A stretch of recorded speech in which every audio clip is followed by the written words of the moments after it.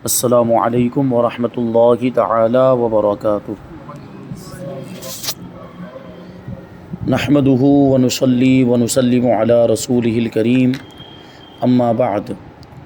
فاعوذ باللہ من الشیطان الرجیم،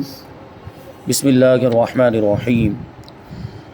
ان اللہ وملائکتہ یصلون علی النبی یا ایہا الذین آمنوا صلوا علیہ وسلموا تسلیما۔ اللہم صلی علی سیدنا و مولانا محمد معدن الجود والکرم وآلہ الکرام وابنہ الکریم وبارک وسلم صلاۃ و سلاما علیک یا رسول اللہ صلی اللہ تعالی علیہ وسلم۔ قیامت اور اس کی نشانیوں کا بیان جاری ہے۔ تو اس سے پہلے والے درس میں حضرت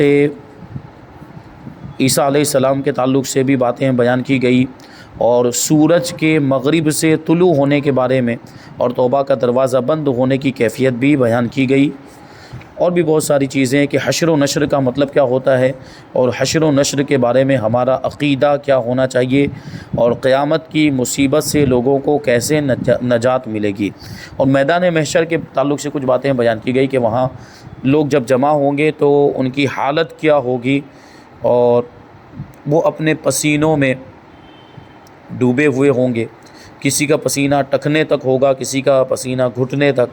کسی کا کمر تک، کسی کا سینے تک، تو کسی کا گلے تک، تو کوئی اپنے پسینے میں ڈبکیاں لگا رہا ہوگا۔ تو آگے سوال اسی کے تعلق سے ہے کہ اس مشکل گھڑی میں حضور صلی اللہ علیہ وسلم اپنے چاہنے والوں کی کیسے مدد فرمائیں گے؟ جواب: اس بے کسی کے وقت میں بے کسوں کے مددگار حضور پر نور محمد مصطفیٰ صلی اللہ علیہ وسلم کام آئیں گے، اور اپنے نیاز مندوں اور امیدواروں کی شفاعت فرمائیں گے، اپنے چاہنے والوں کی حضور شفاعت فرمائیں گے۔ حضور پاک صلی اللہ علیہ وسلم کی شفاعتیں کئی طرح کی ہوں گی۔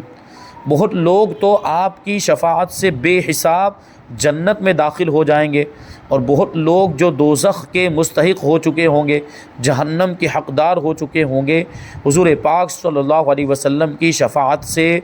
دخول دوزخ سے بچ جائیں گے، یعنی جہنم میں جانے سے بچ جائیں گے، اور جو گنہگار مومن دوزخ میں پہنچ چکے ہوں گے وہ حضور پاک صلی اللہ علیہ وسلم کی شفاعت سے دوزخ سے نکالے جائیں گے، اور ان کو جہنم سے نجات عطا کی جائے گی۔ اہل جنت بھی آپ صلی اللہ علیہ وسلم کی شفاعت سے فیض پائیں گے، ان کے درجات بلند کیے جائیں گے۔ یعنی یہ بات ہے کہ حضور پاک صلی اللہ علیہ وسلم گنہگاروں کی بخشش کروائیں گے، اور بہت سے اہل ایمان حضور پاک صلی اللہ علیہ وسلم کی شفاعت سے بغیر حساب و کتاب جنت میں داخل ہو جائیں گے، اور بہت سے مومن وہ ہوں گے کہ جو اپنے گناہوں کی وجہ سے جہنم میں پہنچ چکے ہوں گے، حضور پاک صلی اللہ علیہ وسلم ان کو جہنم سے نکالیں گے۔ تو اس سے یہ پتہ چلتا ہے کہ یہ تو شفاعت جو ہے یہ گنہگاروں کے لیے ہے، تو جو جنت میں پہنچ چکے ہوں گے، جو نیکوکار لوگ ہوں گے، تو ان کو شفاعت سے کیا فائدہ ملے گا؟ تو اس کے بارے میں فرماتے ہیں کہ جنتی بھی حضور پاک صلی اللہ علیہ وسلم کی شفاعت سے محروم نہیں رہیں گے، بلکہ حضور پاک صلی اللہ علیہ وسلم کی شفاعت کا ان کو یہ فائدہ ملے گا کہ ان کے درجات بلند کر دیے جائیں گے۔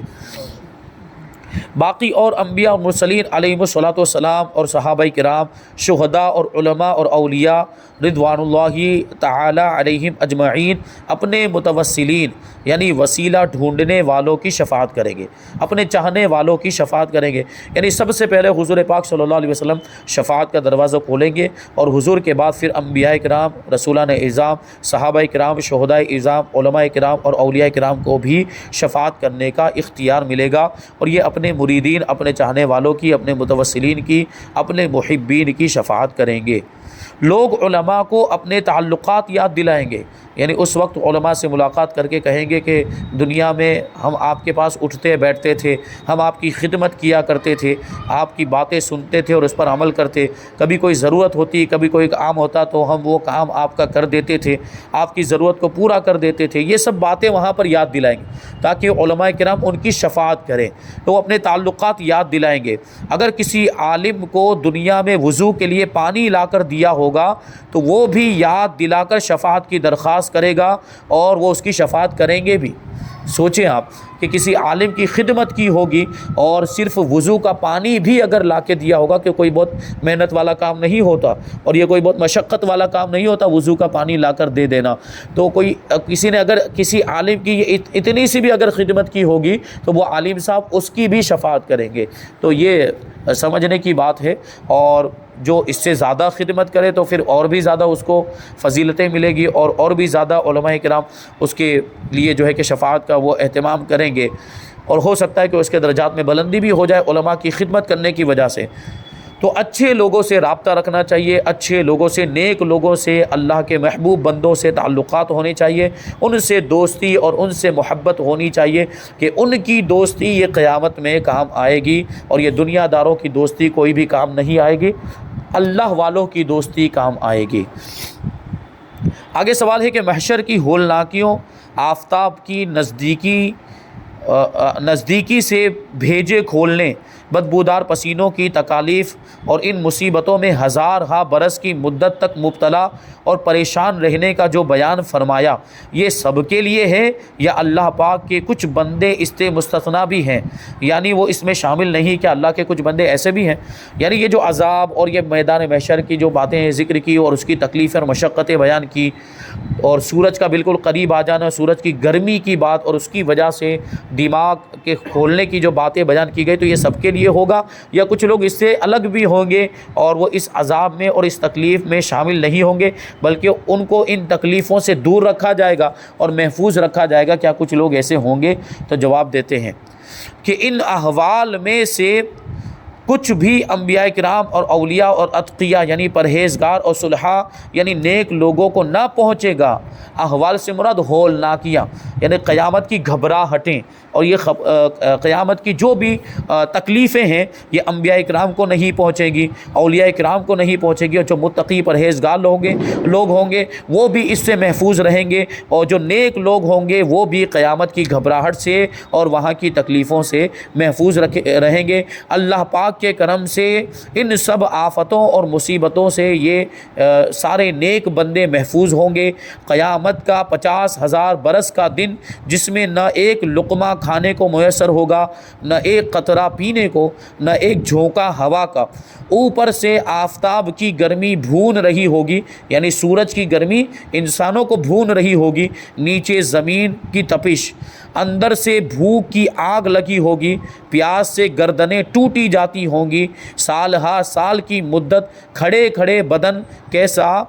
دکھا ہوا ہوگا، شدت خوف سے دل پھٹے جاتے ہوں گے، انتظار میں آنکھیں اٹھی ہوں گی، بدن کا پرزا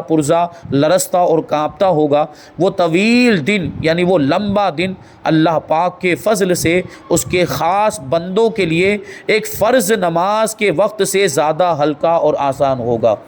یعنی جس کے جیسے گناہ ہوں گے ان کے لیے جتنے زیادہ گناہ ہوں گے وہ دن اتنا ہی زیادہ بھاری ہوگا، لیکن نیک لوگوں کے لیے وہ دن انتہائی مختصر کر دیا جائے گا اور اتنا آسان کر دیا جائے گا اور اتنا ہلکا کر دیا جائے گا، اور اس طرح وہ گزر جائے گا جیسے کہ ایک فرض نماز پڑھنے میں جتنا وقت لگتا ہے، اور ان کو پتہ بھی نہیں چلے گا۔ عام طور پر فرض نماز 4 رکعت والی جو پڑھی جاتی ہے وہ عام طور پر 5 منٹ کے اندر مکمل ہو جاتی ہے یا 4 منٹ کے اندر مکمل ہو جاتی ہے۔ تو نیک لوگوں کے لیے وہ 50,000 برس کے برابر والا بھی جو دن ہے وہ نیک لوگوں کے لیے اتنا مختصر ہو جائے گا، یعنی ویسے بھی وہ تکلیفوں سے محفوظ ہوں گے۔ اگر 50,000 برس کے برابر ان کے لیے بھی ہوتا تب بھی وہ تکلیفیں تو ان کے لیے ہیں ہی نہیں۔ اللہ تبارک و تعالیٰ ان کو ویسے بھی ان مشقتوں سے اور گھبراہٹوں سے اور جہنم کی آگ سے، آفتاب کی گرمی سے، زمین کی تپش سے، ساری چیزوں سے ویسے بھی محفوظ رکھے گا، لیکن پھر یہ دن کا بڑا ہونا بھی تو ایک تکلیف کا باعث ہو سکتا ہے کہ یہ اتنا بڑا دن ہے وہ کب گزرے گا، ہو سکتا ہے کہ یہ سوچتے رہے۔ اس لیے اللہ تبارک و تعالیٰ ان کے لیے خاص طور پر اس دن کو مختصر فرما دے گا، اور یہ کوئی ناممکن بات نہیں ہے۔ اللہ تبارک و تعالیٰ قادر مطلق ہے، کیونکہ اللہ تبارک و تعالیٰ اس پر بھی قادر ہے کہ ایک ہی دن کچھ لوگوں کے لیے لمبا ہو جائے اور وہی دن کچھ لوگوں کے لیے مختصر ہو جائے۔ ہم خود دیکھتے ہیں، اللہ والوں کی کرامتیں دیکھتے ہیں، اللہ والوں کے واقعات ہم سنتے ہیں کہ وہ مختصر مختصر سے وقت میں لمبا لمبا سفر طے کر لیتے ہیں، اور ایک قدم رکھتے ہیں تو کئی کلومیٹر کا سفر وہ طے کر لیتے ہیں، اور ایک ہی وقت میں مختلف جگہوں پر موجود ہوتے ہیں۔ بہت سے اولیاء کرام کے واقعات کہ اپنے وطن میں بھی موجود ہیں اور اسی وقت ان کو خانہ کعبہ میں بھی دیکھا گیا، مکہ مکرمہ کے اندر بھی دیکھا گیا۔ تو اللہ کے ولیوں کو اللہ تبارک و تعالیٰ دنیا میں بھی یہ شرف عطا فرماتا ہے کہ ان کے لیے وقت مختصر ہو جاتا ہے، وقت سمٹ جاتا ہے، اور قیامت کے دن بھی اللہ تبارک و تعالیٰ ان کو یہ فضیلت عطا فرمائے گا، یہ سعادت عطا فرمائے گا۔ تو دیکھیں دنیا میں ان کے لیے وقت سمٹ جاتا ہے، جبکہ دوسروں کے لیے وہ وقت اتنا ہی ہوتا ہے، دوسروں کے لیے وہ وقت مختصر نہیں ہوتا۔ تو اسی طریقے سے جو گنہگار لوگ ہوں گے، جو کافر ہوں گے، نافرمان ہوں گے، ان کے لیے تو وہ دن 50,000 برس کے برابر ہوگا، لیکن اللہ کے نیک بندوں کے لیے وہ دن یہ ایک فرض نماز کے وقت سے بھی زیادہ ہلکا اور آسان ہو جائے گا۔ اللہ کی بارگاہ میں دعا کرتے ہیں کہ اللہ تبارک و تعالیٰ ہمیں بھی ان لوگوں میں شامل فرمائے کہ جن کے لیے یہ آسانیاں ہوگی۔ اللہ تبارک و تعالیٰ ہمیں محشر کی ہولناکیوں سے اور وہاں کی گھبراہٹوں سے اور تکلیفوں سے، مشقتوں سے محفوظ رکھے، اور اپنے نیک بندوں کے دامن میں جگہ عطا فرمائے، حضور پاک صلی اللہ علیہ وسلم کے دامن میں جگہ عطا فرمائے، کیونکہ حضور پاک صلی اللہ علیہ وسلم کے دامن میں جس کو جگہ مل گئی تو پھر وہ کیا گھبرائے، اس کو پھر محشر کا کوئی خوف نہیں ہوگا، اور میدان محشر کی گرمی اسے کچھ ستائے گی نہیں۔ وہ جو بات کہی گئی، جو شعر کہا گیا کہ ڈھونڈا ہی کریں صدر قیامت کے سپاہی، وہ کس کو ملے جو تیرے دامن میں چھپا ہو۔ تو حضور کے دامن میں جگہ مل جائے گی تو پھر ہمیں کسی طرح کی کوئی تکلیف کا خوف نہیں ہوگا اور کسی طرح کا کوئی ڈر بھی نہیں ہوگا، کیونکہ حضور پاک صلی اللہ علیہ وسلم ہمیں ہر چیز سے پھر بچائیں گے۔ تو یہ کب ہوگا؟ جب حضور پاک صلی اللہ علیہ وسلم سے ہمارا ویسا تعلق ہوگا، حضور سے ویسی محبت ہوگی اور حضور سے ویسا عشق ہوگا۔ اور صرف محبت کے دعوے کافی نہیں، عشق کے دعوے کافی نہیں، عشق ہم سے تقاضا کرتا ہے اور حضور کی محبت ہم سے یہ تقاضا کرتی ہے کہ ہم حضور کی ایک ایک ادا کو اپنائیں، حضور کے ایک ایک انداز کو اپنائیں، حضور پاک صلی اللہ علیہ وسلم کی ایک ایک سنت کو اپنائیں۔ یہ محبت کا تقاضا ہے، تب جا کے حضور کے دامن میں جگہ ملے گی، ورنہ ویسے صرف دعویٰ کرنے کی وجہ سے نہیں ملے گی، کیونکہ یہ ایک قاعدہ کلیہ ہے دنیا کا کہ انسان کسی سے محبت کرتا ہے تو اس کی اطاعت کرتا ہے اور اس کو راضی کرنے کی کوشش کرتا ہے، اس کو خوش کرنے کی کوشش کرتا ہے۔ تو ہم بھی حضور سے محبت کرتے ہیں، ہم بھی حضور کے عاشق ہیں، تو ہمیں بھی حضور کو راضی کرنے کی کوشش کرنی چاہیے اور حضور کو خوش کرنے کی کوشش کرنی چاہیے، اور حضور کی رضا اور حضور کی خوشی اسلام پر عمل کرنے میں ہے۔ ہم اسلام پر عمل کریں گے، حضور کی سنتوں پر عمل کریں گے، حضور کی شریعت پر عمل کریں گے، تو حضور ہم سے خوش ہو جائیں گے، حضور ہم سے راضی ہو جائیں گے، اور جب حضور ہم سے راضی ہو جائیں گے تو اپنے دامن میں جگہ بھی عطا فرمائیں گے، اور انشاءاللہ حضور پاک صلی اللہ علیہ وسلم اپنے مقدس اور پیارے پیارے ہاتھوں سے کوثر کے جام بھی ہمیں عطا فرمائیں گے، اور کوثر کا جام وہ جام ہوگا کہ جس کو پینے کے بعد پھر کبھی پیاس نہیں لگے گی۔ تو ہم امید کرتے ہیں کہ اللہ تبارک و تعالیٰ، بلکہ دعا کرتے ہیں کہ اللہ تبارک و تعالیٰ ہمیں بھی عاشقان مصطفیٰ میں، محبان رسول میں شامل فرمائے، اور جن کو حضور کے دامن میں جگہ ملے گی اللہ تبارک و تعالیٰ ان لوگوں میں ہمیں بھی شامل فرمائے، اور حضور پاک صلی اللہ علیہ وسلم کے ہاتھ سے جام کوثر پینا ہمیں بھی نصیب فرمائے۔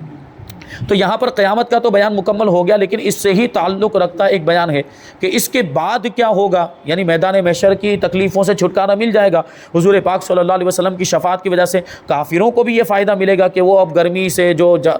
سورج کی جو گرمی ہے، زمین کی تپش ہے، ان ساری چیزوں سے ان کو چھٹکارا تو مل جائے گا، لیکن اس کے بعد جو آگے ہوگا وہ بھی کوئی کم تکلیف والا نہیں ہوگا۔ حساب و کتاب کا معاملہ کہ اپنے اعمال کا حساب دینا پڑے گا، تو اس کے بارے میں کچھ ضروری معلومات یہ سبق نمبر 26 میں شامل کرتے ہیں۔ کہتے ہیں کہ حساب حق ہے، یعنی حساب و کتاب، حساب سے مراد اعمال کا حساب۔ دنیا میں جو کچھ بھی ہم نے کیا ہوگا اس کا حساب ہمیں وہاں میدان محشر میں دینا پڑے گا، چاہے اچھے عمل کیے ہوں یا برے عمل کیے، ہر چیز وہاں پر ہمارے نامہ اعمال کے اندر لکھی ہوگی۔ ہو سکتا ہے کہ ہم بھول گئے ہوں، لیکن فرشتے بھولتے نہیں، فرشتے ہر چیز کو لکھ کر رکھتے ہیں، اور پھر اللہ تبارک و تعالیٰ کا علم تو ہر چیز کو محیط ہے، اللہ تبارک و تعالیٰ تو ہر چیز کو جانتا ہے، اس کے علم سے تو کوئی چیز باہر نہیں۔ اگر ہم نے کوئی گناہ تنہائی میں بھی کیا ہوگا اس کو بھی پروردگار دیکھتا ہے، اور کوئی ہم نے گناہ اگر لوگوں کے سامنے کیا ہے تو وہ گناہ بھی اللہ تبارک و تعالیٰ کے علم میں ہے، اور فرشتوں کے علم میں بھی ہے۔